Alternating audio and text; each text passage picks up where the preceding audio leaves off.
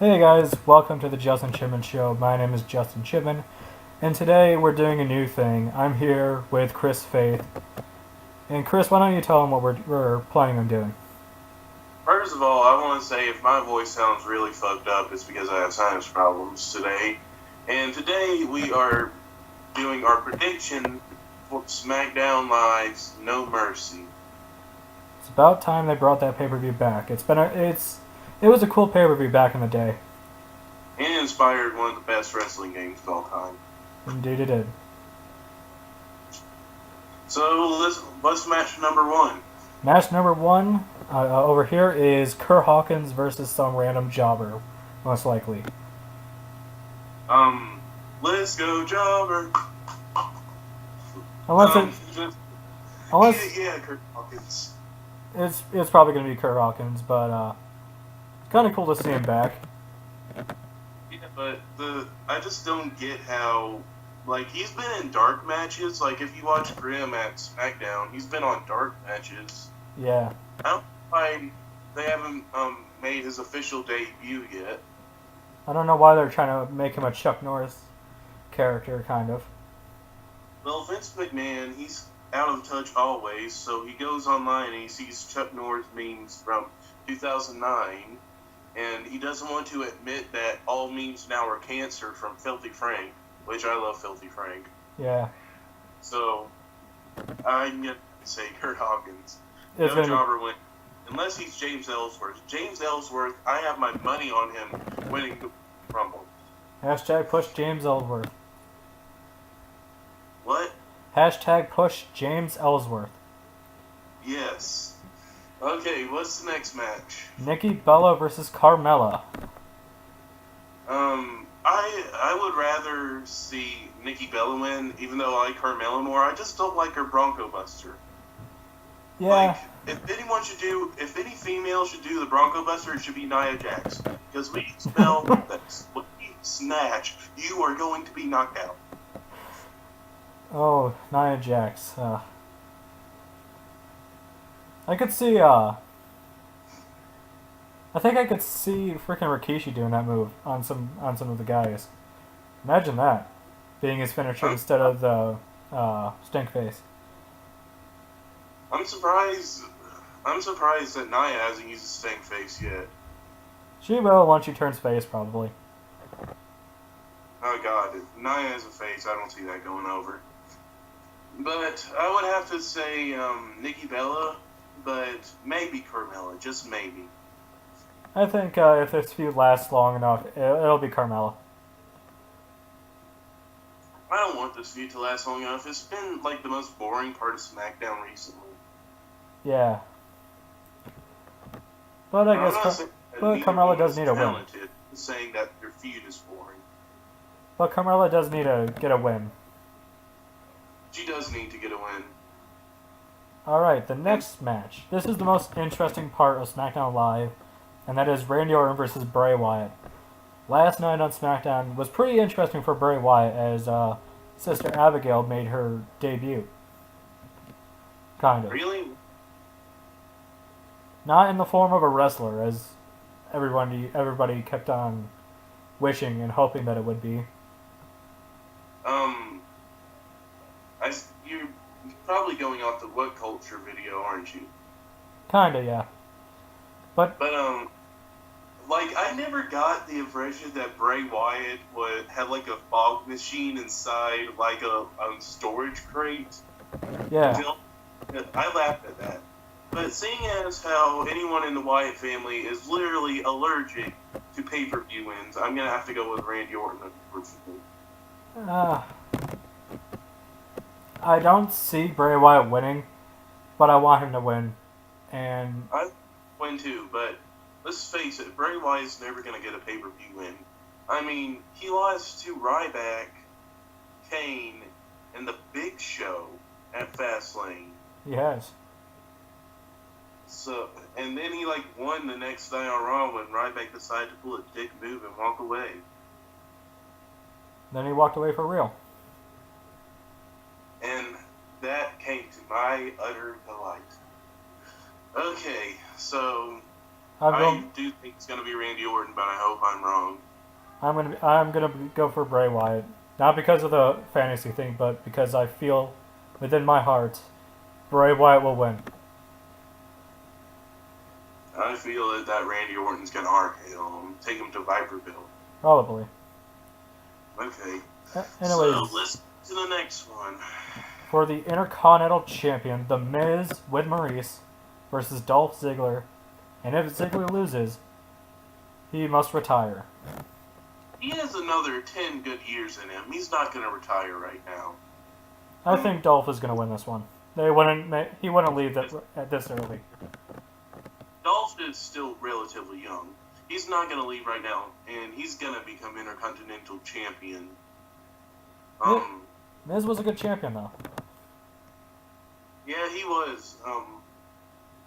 Maybe he should have done the honkometer that Santino did, because I like that about Santino, the honkometer. Santino was, for people who didn't really like Santino, I understand why, but the guy has the ability to be entertaining. To me, it was always entertaining. His in-ring style was but he was pretty entertaining. But he was funny. So, Dolph Ziggler, we both agree, is certain that he's going to win. They made this match really predictable. But what if Miz wins?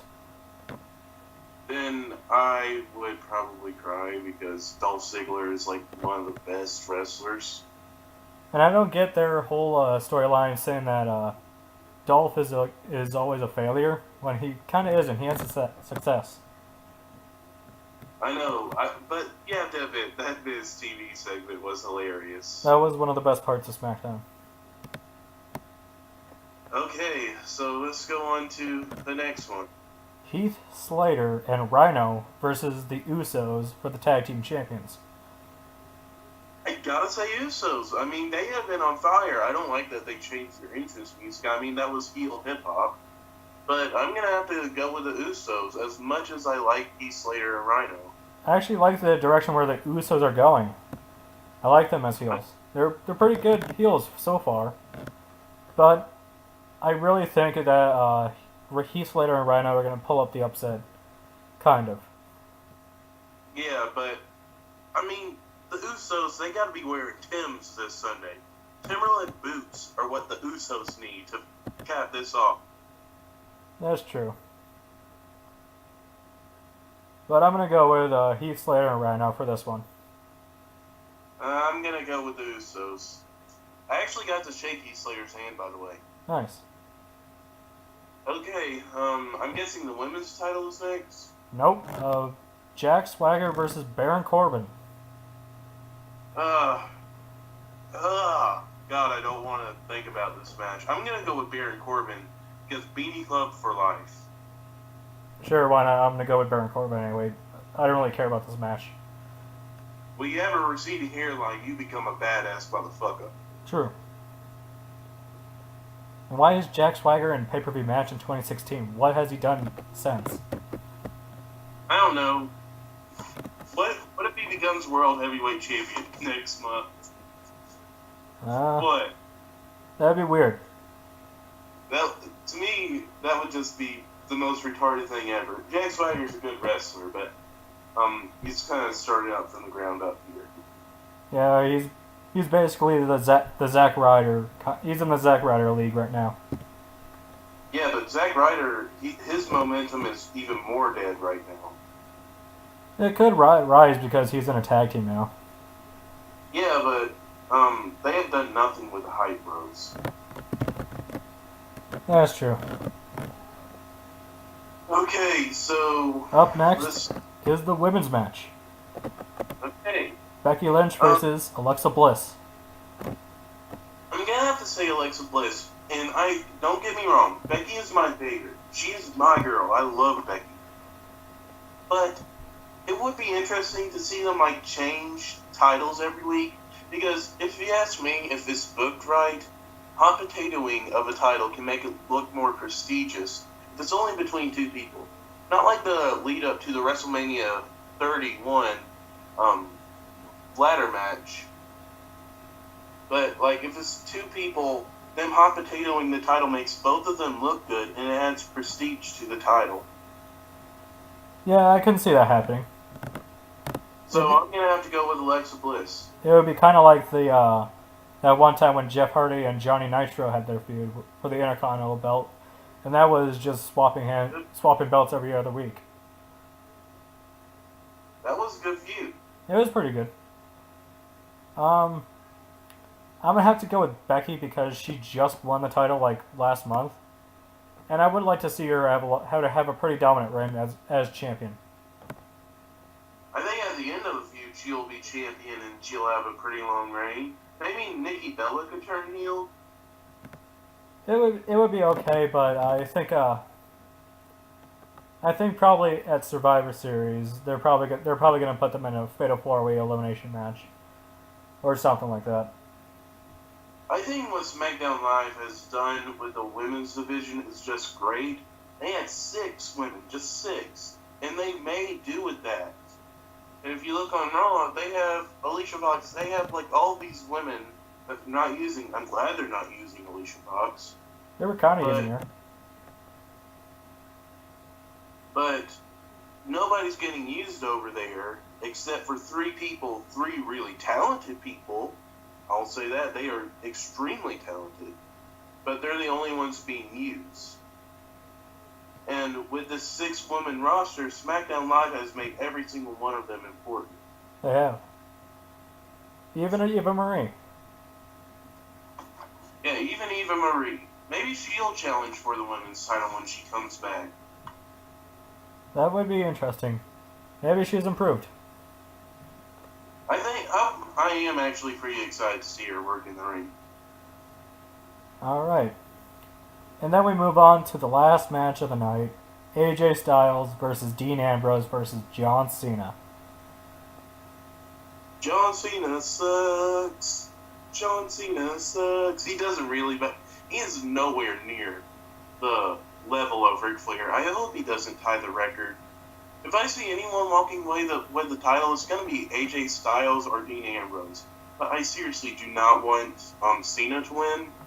I think it would be best for everyone if AJ Styles won.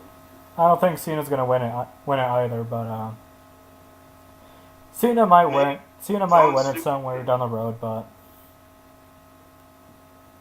it's not his time anymore tonight. But I don't see AJ Styles losing the title right away, so I'm gonna say he retains. I'm going to say that too. Well, SmackDown has another pretty stacked card. Which one of these matches are you looking forward to the most? If I'm looking forward to any match, I would say either the women's title match or the tag title match. I thought you were going to say Jack Swagger versus Baron Corbin.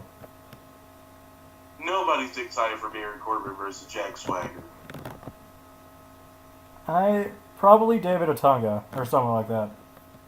David Otunga is hyped over everything because he doesn't know what wrestling is. Even though he is a tag team champion with John Cena. For one night only, and it was like the dumbest thing ever. Heck, even John Cena and The Miz were tag team champions. For less time than that. That makes me want to throw up.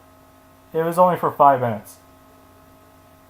Then, well, at least there was that. It was on a Raw, and then Heath Slater and Justin Gabriel won the titles back almost immediately. Good. Okay, so I think that's about all the time we have for our predictions. Ladies and gentlemen, let us know what you think is going to happen this Sunday in the comments. Of course. And always subscribe to both of our channels. Chris just reached 50 subscribers. It's going to be our journey to get to 100. And at the next pay-per-view, which I think is Survivor Series, or Hell in a Cell, we will do this again. But the Raw pay-per-views will be on predictions will be on his channel. The combined ones, like the Survivor Series WrestleManias, will be on our channels together. I'm doing the SmackDown side.